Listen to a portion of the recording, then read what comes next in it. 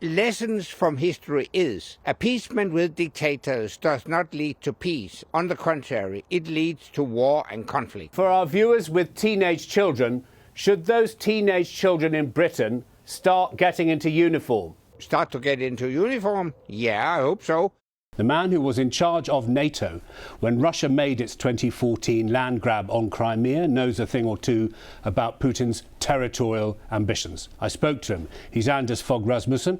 I asked him if there could be proper security guarantees to Ukraine without United States soldiers' boots on the ground, something President Trump emphatically ruled out today.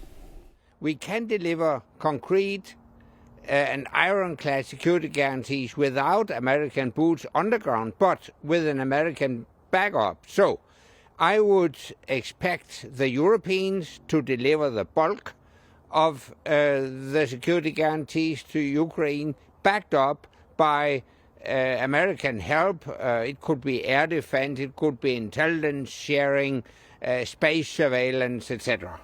Do you regret your role in history as the Secretary General in 2014 when Russia took Crimea? Will you always go about your public life feeling a sense of failure? Absolutely. Seen retrospectively, NATO and the international community reacted too hesitantly, too mildly. We should have sent a very clear message to Putin: this is not acceptable. We should have launched broad sanctions, also militarily. I think we should have sent a very clear signal to Putin. He misinterpreted our hesitance as a Western weakness. Do you think there should have been troops on the ground in 2015? Yeah, I think we should have reacted militarily already back in 2014-15 to send a very clear message to Putin. Lessons from history is appeasement with dictators does not lead to peace. On the contrary, it leads to war and conflict. We had this historic meeting, and Donald Trump obviously loves your successor, Mr. Rutte. What's the read across to what to do in the next 6 weeks?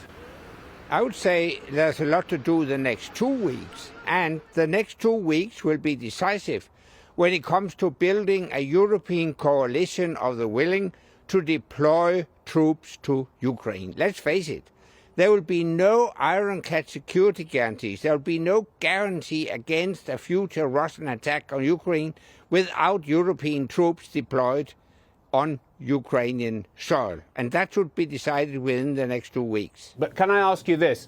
For our viewers with teenage children, should those teenage children in Britain start getting into uniform? Start to get into uniform? Yeah, I hope so. And you point to a very important aspect of the European mentality. We have to change our mindset. We have to make sure that we have a will to defend our societies. We harvested the peace dividend too quickly. And we obviously want to invest in hospitals, in elderly care, in child care, in education. And that's a better way of spending our money. But we have to realize that all those elements in our welfare state are nothing worth if we are not able to defend ourselves. And that's why we need a new mindset, and we need a will to defend our societies. Do you think we underestimated Vladimir Putin?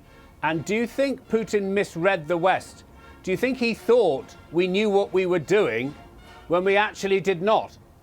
Yes, we underestimated Putin. Seen retrospectively, Putin seemed, when he was a new president of Russia, to be more positive towards cooperation between Russia and Europe. Since then, he turned more confrontational. But I believe that Putin has all the way through been the same. He grew up in KGB. He is an educated and very skilled KGB agent, and he still behaves like a KGB agent. And we should take note of that. Thank you for talking to Newsnight. Thank you for having me.